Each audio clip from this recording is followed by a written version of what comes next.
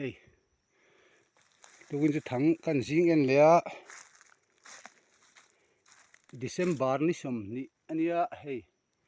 thang chi sang kan en ve lea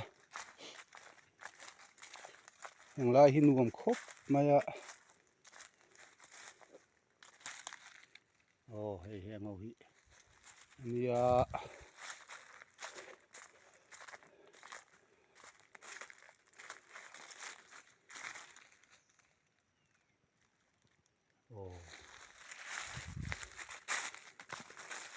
tukin chu ka van nei khop maya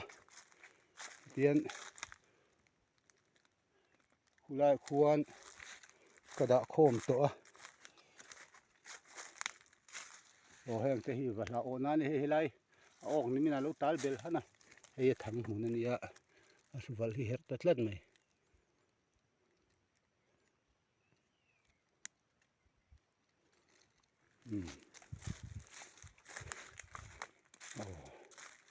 heng ho hi nia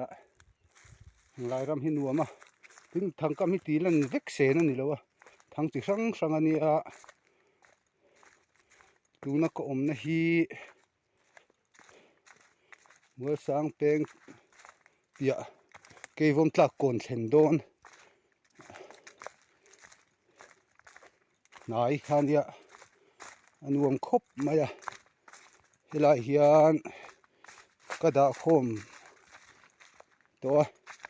kada khom thai kan ti langanga hei hi a boi thla khop maya ti lan lo chuan a thenin ka en pe lo ti box sia ti lan lut tu khi kan lawang reng box sia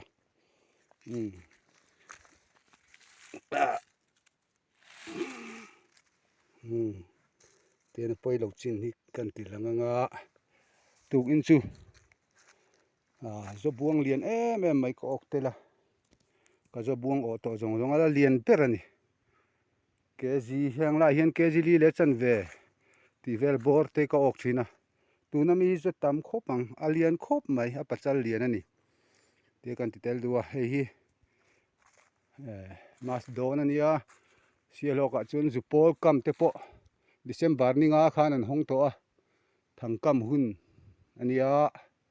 hian kan huan thlai ti chetu ho hi a ven dan kan zonga zo buang te le ei chetu chi sang the leite khangin tle man no ke hek po khana sal thei lo ani an fa te sikul fi ta nan ti ei pon ei phal lon zuangoi ngoi khan lo ti chiat sak thina chu wang chuan hei ki po kan kam ve a tukin chu ka hlawh thling khop mai ti kan soi tel lok du ni